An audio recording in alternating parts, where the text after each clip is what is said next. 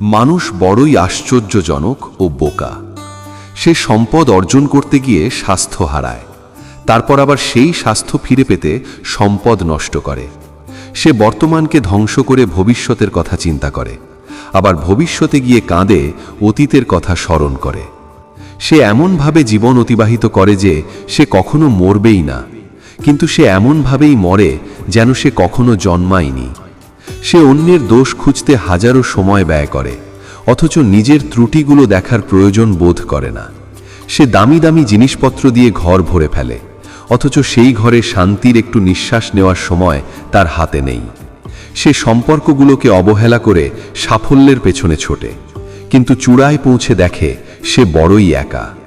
সে আরামের বিছানা কেনার জন্য দিনের পর দিন রাত জাগে, কিন্তু সেই বিছানায় ঘুমানোর জন্য শান্তিময় ঘুম হারিয়ে ফেলে। এমনই ভিডিও পেতে চ্যানেলটি সাবস্ক্রাইব করুন।